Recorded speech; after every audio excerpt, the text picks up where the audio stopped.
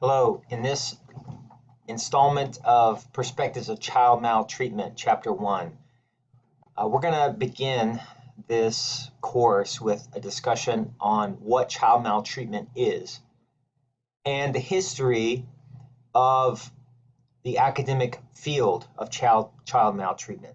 So we're actually talking about two different things. We're talking about the experience of a child being mistreated and the academic community's attempt to investigate and study this.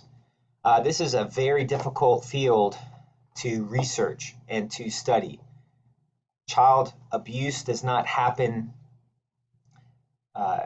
in very public places at all times. Now, there are times when children are maltreated publicly, but in many cases, children are abused in the secrecy and the silence of their own homes.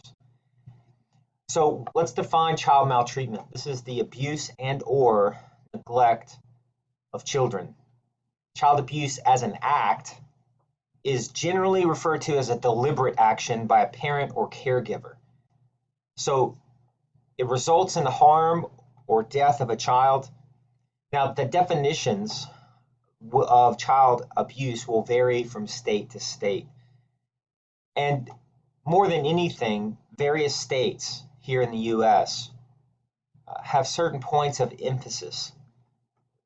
They oftentimes will reflect very important child abuse cases that have taken place in their state.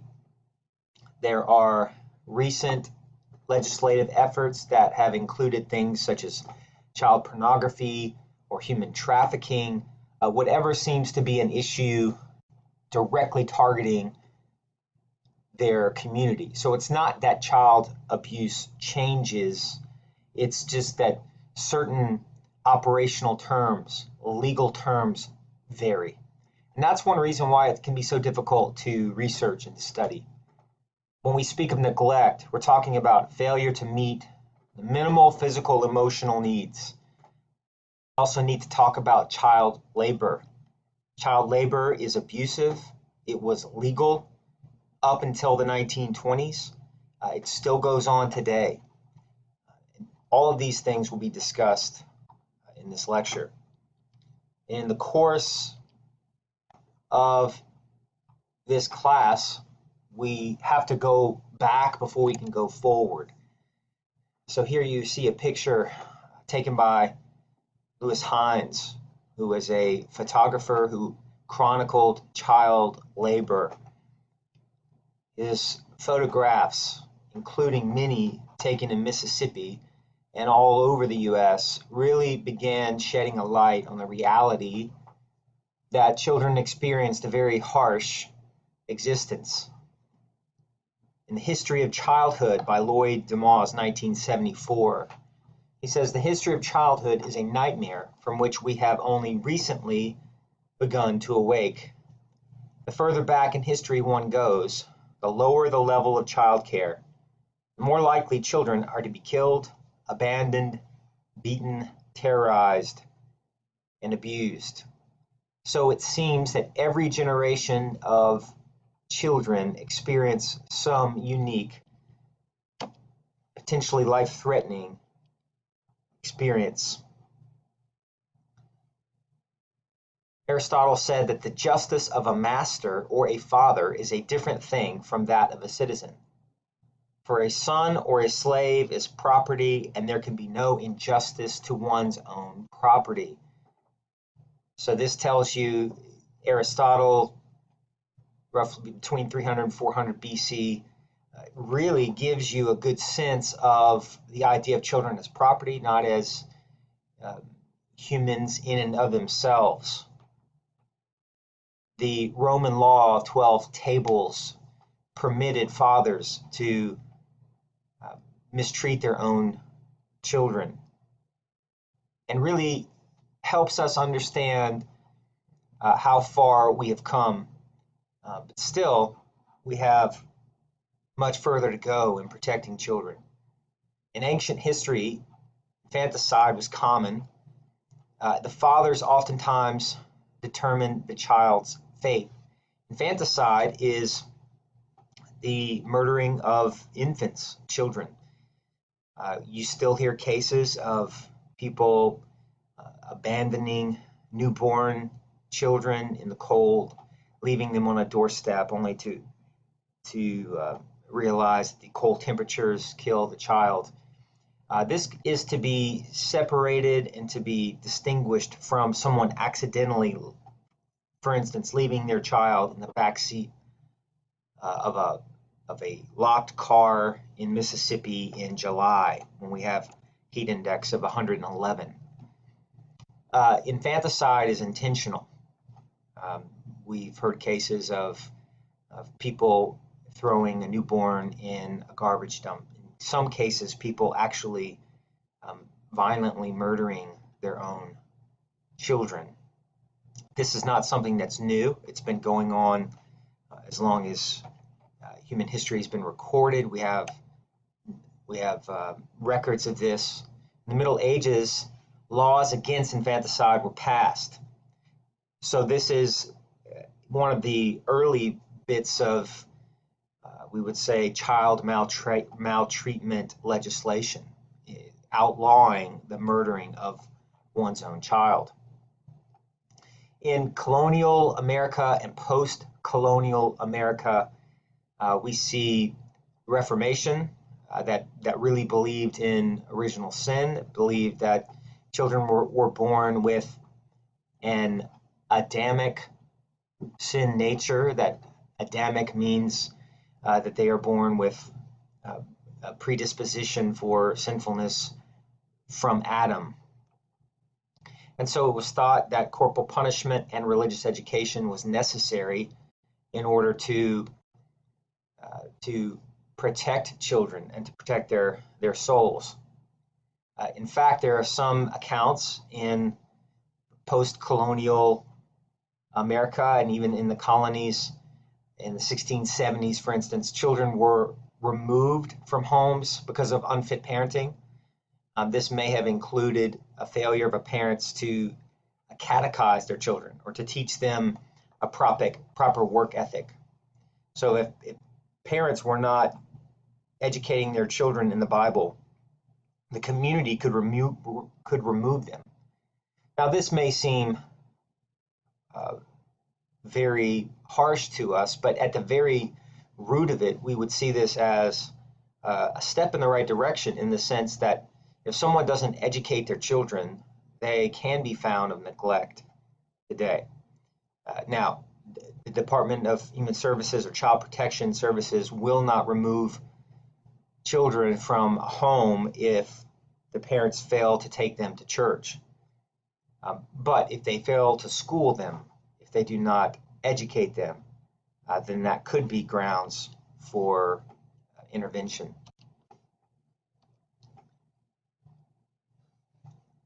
During the Enlightenment, Jean Rousseau claimed that children were a tabula rasa, which means that children are a blank slate. So they rejected this notion that children were inherently sinful. They believed that children were neutral, not good nor bad. They were a blank slate, and that parental influence and even state-sponsored child rearing could raise children correctly. So there were even accounts that Rousseau advocated the state raising all children. Parents would turn over their children to the state, and the state could then form them for the greater good without the biases of the parents. Now we're seeing a wide range. You really can't get any different from the Reformed Christian view and the idea of the Enlightenment and Jean-Jacques Rousseau. But all of these would still leave their mark. You could say there's still the mark of the Reformation post-colonial era. We're still a religious nation in the United States, but we've undoubtedly been influenced by the education system that really began with the Enlightenment. During the Industrial Revolution, we see coal mines and factories that really take over the economy, and children begin to become a key cog in the wheel of the Industrial Revolution. It was 1874 when the animal cruelty laws were enacted, and these actually predate child cruelty laws. And I say oftentimes in my classes that America had laws to prevent the abuse of animals before we had laws to prevent the abuse of children. Now, it was a widely held and somewhat false narrative that the first case of child abuse was discovered by the League for the Prevention of Cruelty to Animals, the ASPCA. That is partially true, partially false. There's a case of 1875, Mary Ellen Wilson. She's the first child to be removed from a home. Someone was concerned for Mary Ellen Wilson. This person made a report. There was no Child Welfare League at the time. So someone who was concerned posed as a worker for the ASPCA. So they kind of went undercover. That granted them access to the home. They did find that the conditions were terrible and horrendous, and Mary Ellen Wilson was the first to be removed from the home. In the Deep South, we had a very viable cotton production industry in the 1930s. Here you see a child working very dangerous cotton looms. Children were oftentimes hired because of their small hands. They could fit their hands in the gears to make sure that these cotton looms were turning and were producing cotton. And this is a very, very terrible existence, a terrible reality. Many young children had their hands removed by these machines. They got paid well below market values. They could work for a lot less. By the 1930s, compulsory education was in place. So parents were held by law and held accountable by law to educate their children. However, in poor communities, as is the case today in the emerging economies of the world, in the least industrialized nations, countries like India do have laws that prevent child labor. However, the poorer the community, the more law enforcement seems reticent to prevent and to penalize this, right? So a lot of police agencies feel very reticent of arresting parents when they are simply doing what they feel they have to feed their kids, to feed their families. Mississippi was a poor state in the 1930s, and a lot of the compulsory education laws were just avoided. They were ignored, and people sent their kids to work in the fields or to work in factories. More pictures of Mr. Hines. Here, this is a child working in the oyster industry on the Gulf Coast. So we see cotton production that proved very dangerous in Mississippi and on the Gulf Coast. In many cases, immigrant children were at high risk. So families who immigrated and found themselves in the South would put their children to work in hopes of a better life down the road. And many of them found that these conditions were better, that they had a better future than what they had left in their previous countries. Children could get their feet seriously injured and cut on these mounds of oysters. Some cases of torture, neglect, imprisonment could be found in New York City. Here you see a picture. Illegally employed children were never allowed to go outdoors. Their only recreation being taken in a dark, filthy cellar. Here you see children entitled the New York cellar prisoners. Again, homeless children, children of poverty, children of immigrants, oftentimes were targeted. So the NYSPCC, it's the New York Society for the Prevention of Cruelty to Children, was the first of its kind. And similar agencies would spring up all across the country. This would eventually lead to the establishment of First Juvenile Court in 1909, where they addressed issues of dependency and delinquency. Another really critical development in the field of child maltreatment was the first article published that addressed physical abuse. In 1962, the article, The Battered Child Syndrome, was produced. Now, it was written and produced in a medical journal. It was for the medical community. And this is a landmark article because it's the first of its kind. It's really to publicly address child maltreatment as an academic discipline. We're going to see this article really spring forward. It led to mandated reporting laws among physicians. Another critical development was the Re-Gault case in 1967. So in Re-Gault, there was an adolescent who was accused of making inappropriate remarks for a telephone violation, that he would make prank calls and say suggestive things. So this teenager was arrested and he was really held without due process because he was a minor. He was simply imprisoned. He had no defense attorney, he had no case, he had no appeal process. So Re-Gault really demanded that we grant due process for juvenile offenders.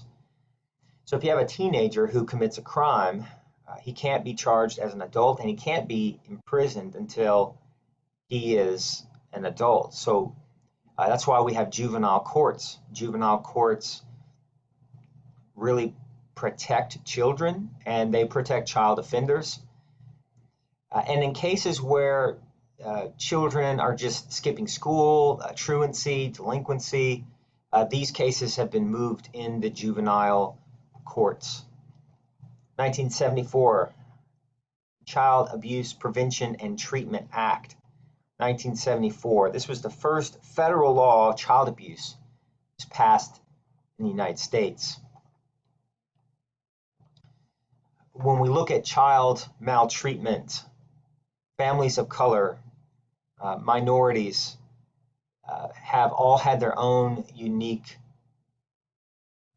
trials by fire to get the treatment and to get the justice that they deserve in terms of child abuse and child maltreatment.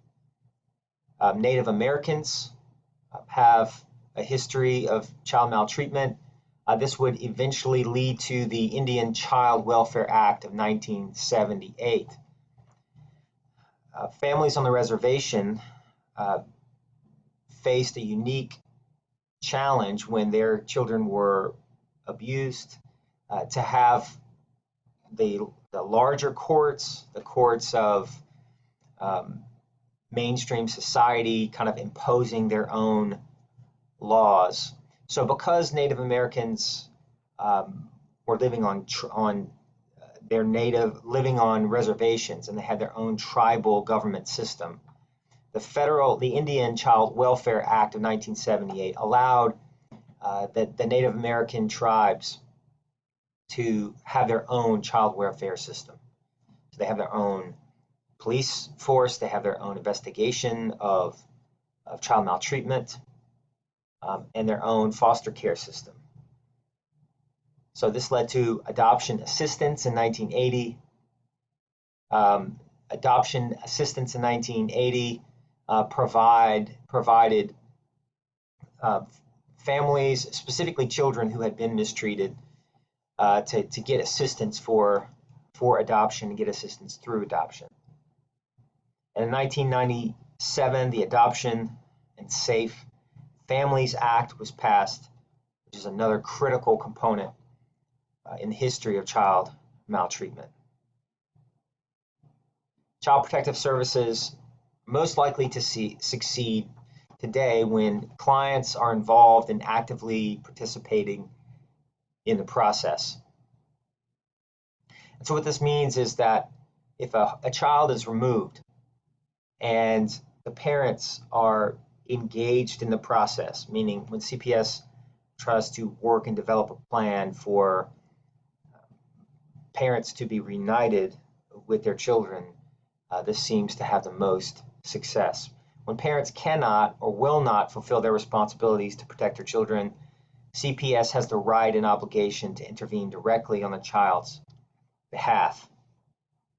There is much law that really protects children, protects the cases so that children are not removed from their families prematurely. So the philosophy of Child Protective Services is that a safe and permanent home and family is the best place for a child to grow up. It also works from the premise that most parents want to be good parents. When adequately supported, they have the strength and capacity to care for their children to keep them safe. When children are placed out of the home because of their safety and it cannot be assured, CPS should develop a permanency plan as soon as possible. So oftentimes we're talking about adoption. Now, in reference to the adoption assistance plan, if a foster family is taking care of the child and the child needs a permanent home and a permanent placement, CPS then works for location of a permanent placement. There have been cases where a foster family adopts the child they're fostering. This is not always the case. And this is seen as a last hope by CPS. CPS works to find resolution of the problem that the parent or guardian who has been charged with child maltreatment works to be reunified with the child. To best protect the child's overall well-being, agencies want to assure that the child is moved to permanence as quickly as possible. The transition is smooth. Now, when we look at framework for practice, essentially what we're talking about is the current state of the field of child maltreatment. So since the publication of the battered child syndrome, there have been many different frameworks. So we talk about an ecological perspective. This is looking at all of the systems that a child grows in. So the immediate house the child lives in and the general context, the child's church, the child's neighborhood, the child's community, but also the time in which the child is living. So clinicians and therapists and helpers can work from an ecological perspective. They can work from a strength-based perspective where we're looking at the strengths that the parents have and not exclusively what they did wrong to engage CPS to put their child's well-being at risk. We also need to consider the developmental perspective. We need to see where the child is developmentally. Children at different places in their developmental life and their development have different needs, and we need to be sensitive to that. We can also work from a permanency planning orientation, the idea of trying to find the best long-term solution for a child. And also we need to look at a child maltreatment from a cultural competence perspective, meaning we need to take into consideration the child's culture, their cultural values, etc. We have to be careful not to superimpose our own predisposition, our own ideas and biases.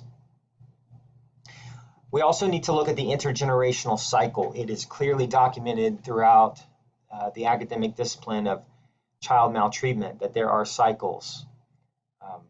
When we see poverty, we see that there can be a perpetual intergenerational cycle of things. Intergenerational cycle of poverty, intergenerational cycle of substance abuse. So breaking a cycle is an ultimate goal, and wanting to see a child and a family healthy and stable. Societal acceptance of violence, poverty, and socioeconomic issues are of concern. We need to look at what is society's perspective, what kind of access and exposures the child have simply through the media. In order to understand child abuse, we also have to look at neurobiology. We have to have some knowledge of the developing child's neurological abilities. So we need to know about childhood stress and trauma and the effect of these things have on brain development. The ecological approaches, looking at the influence of different systems of the environment on the child. The epidemiological model, looking at the full host of public health issues. Accommodation syndrome. To what extent might the child have seen the abuse as normal? Perhaps even seeing certain elements of the abuse as comforting. The relationship with the abuser is not always what we might think it is. Memory and suggestibility. To what extent is the child going to remember? To what extent was the child a victim of perhaps suggestibility? Are we kind of unknowingly tampering with a case by the wording that we use?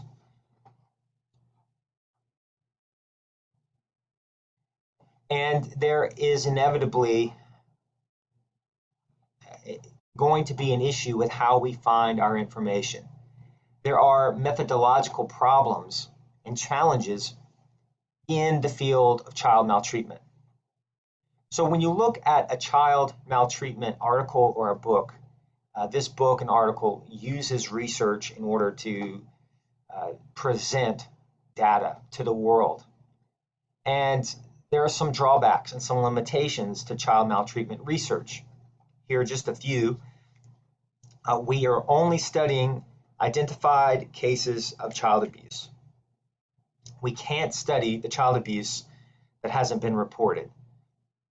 Every year, children are abused, and this goes without report.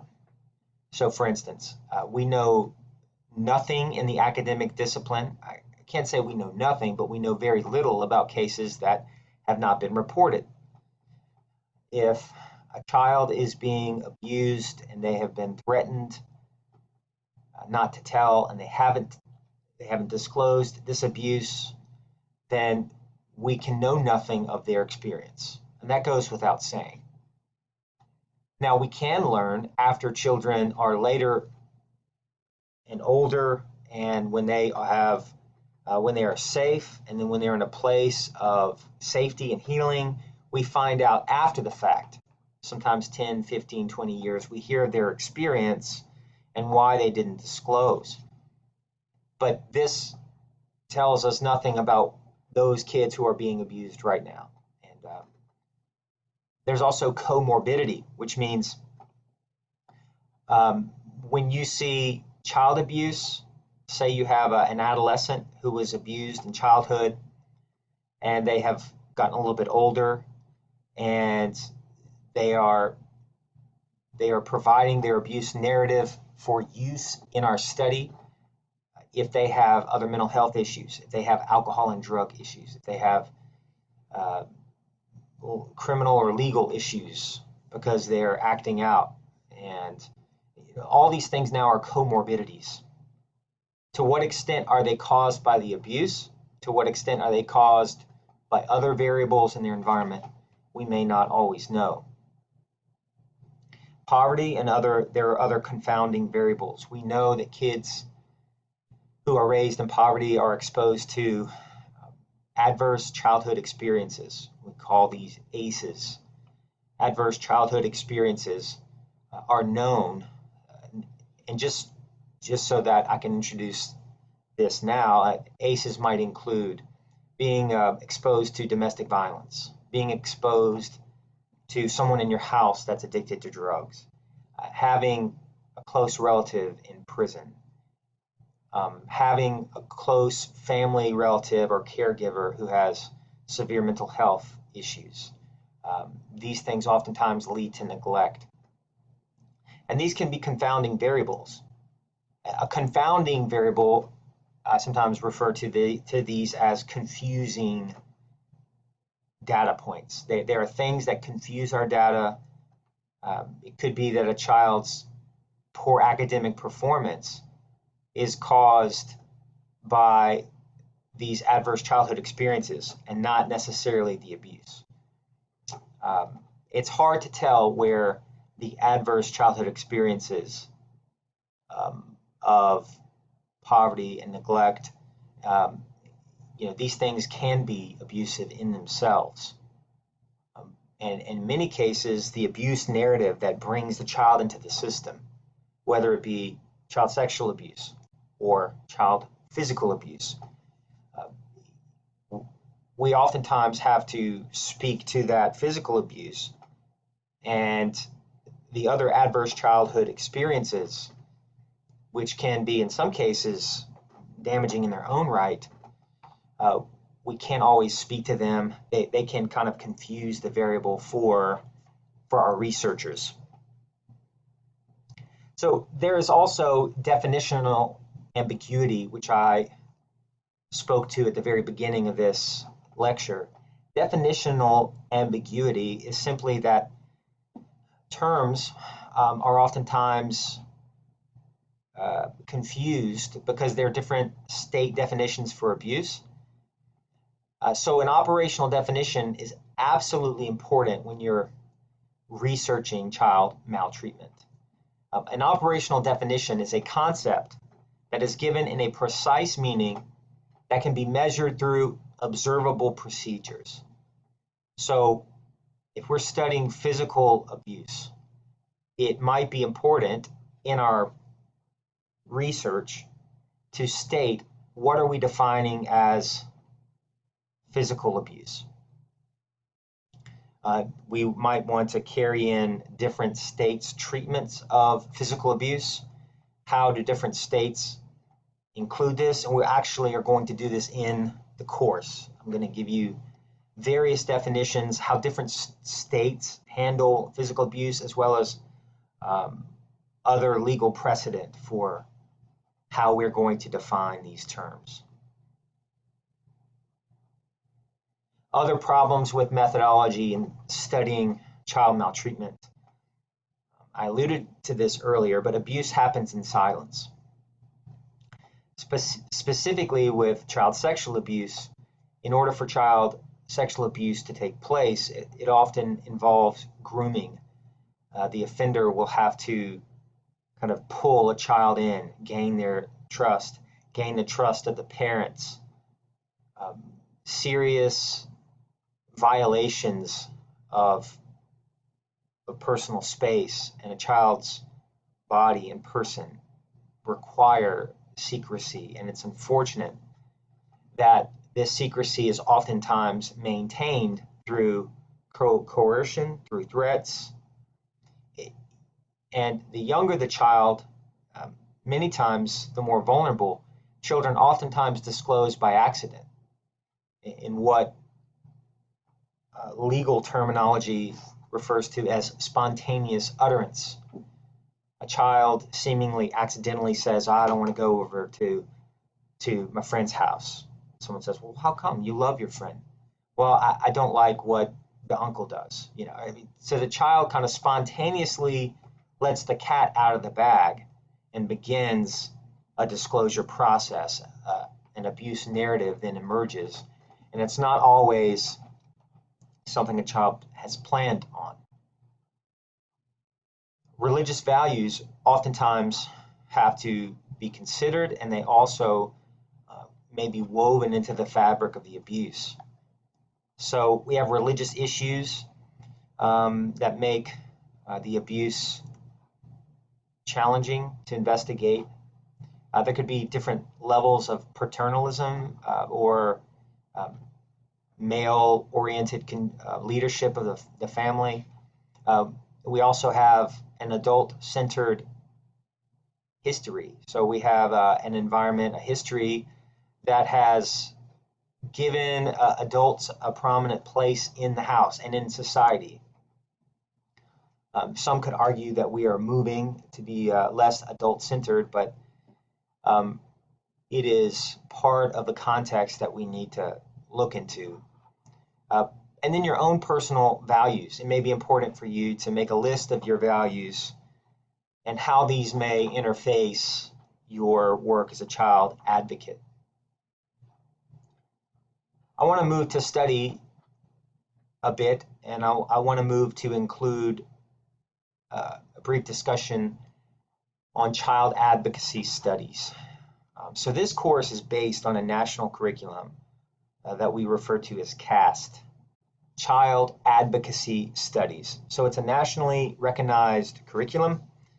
A friend and colleague of mine, Victor Vieth, who I've known for the better part of 20 years and think highly of, really did the lion's share of getting this to be recognized as a national curriculum. And in the state of Mississippi, we are in a unique place where we have a tremendous working partnership with the four-year universities and with other community colleges and private colleges in the state. So now there are several colleges that have a recognized CAST program, Child Advocacy Studies.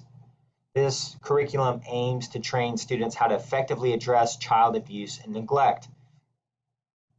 Mr. Vieth's vision for this kind of includes a full-orbed, holistic approach, and this is necessary if you're going to address abuse. For instance, this class needs to be taken by those who want to go in elementary education, those who want to go into nursing and pre-med, those who want to go into coaching, those who want to go into religious services, especially those who want to go into social work and therapy, because we need to address all mandated reporters, even those going into the ministry and religious related vocations. And the reason is that we have failed children by not handling child abuse cases or child abuse allegations. We've not handled them well historically. And so the CAST program hopes to use real-world applications through multidisciplinary team coordination. What that means is when children are cared for well in a system, we care for them in all facets: prosecution, investigation, therapy, social work and CPS. And we're going to look at what a multidisciplinary team is, especially when it works well. Successful completion of this course will help you identify child abuse and neglect, will help you report child maltreatment appropriately. This is effectively a course in mandated reporting. To become a viable community team member in the prevention and remediation of child maltreatment. So I'll be asking you questions in your desired field in the future. How could you handle this specific case? I'm going to give you some things to think about. We'll also look at a multidisciplinary team approach and a culturally sensitive approach. So we're going to look at children from various cultures and how we can reach them and how we can work in their existing community. We're going to study forensic interviews, investigations, service providing and prevention, community education, and prosecution. We're going to look at, we're going to actively model skill building activities throughout the course, and all CAST programs seek to do this. And so this class is part of a 6-course minor. There are universities that are providing a minor in child advocacy studies. So this will count as one of your 6 classes. So if you want to be a child advocate and you want to have a minor in child advocacy studies, you can inbox me and I can give you an idea of 4-year colleges that have a CAST minor. So let's say hypothetically you want to go to USM and study social work. That's just an example. They have a CAST minor. Someone that's interested in social work at that university could take this course, which they would accept, and take 5 more, and you could get a bachelor's in social work and a minor in child advocacy studies. And there's other colleges that have similar programs. So if that's of interest to you, then I look forward to talking with you more about that. But child maltreatment and other adverse childhood experiences have been shown to adversely affect human development, and this course will deal with the trauma-informed literature that is associated with child advocacy needs and adverse childhood experiences. So the CAST program's goal is to work with our community as a whole to end child abuse, to create a system that is child-friendly and therapeutic for them. So the CAST curriculum focuses on interdisciplinary, ethical, and realistic education that is culturally sensitive. We seek to provide professionals a foundation for responding to child maltreatment. We also seek to give students a knowledge base about various disciplinary responses to child maltreatment. If you're a teacher or a coach, what should you do if a child reports abuse? Students in this class will understand a multidisciplinary understanding and the most efficient responses. Students completing this course will be better equipped to accomplish the work of related agencies, social work, criminal justice, nursing, etc. And as you become an advocate on behalf of child victims and child survivors of child maltreatment, you'll be able to take the next step by educating and informing your communities. So what is our focus in the weeks to come? We want to replicate the multidisciplinary approach. We want to see this approach implemented in your local community. We want to see schools emphasize an experiential learning. More on that as the course progresses. In an online class, it can be challenging to have an experiential learning component. It can be easy for online instructors like myself to record a video like this, and you just press play and hammer out a discussion board, but we want to do our best to make it as interactive as possible. Many schools have even elected to create mock houses where they create a house, a mock courtroom, to enhance the learning experience. We're going to do our best in this class to make it as experiential as possible, and I look forward to have you on this journey with me. Okay, take care. We've got one down and several more to go, and I look forward to hearing your responses in the discussion board. Take care.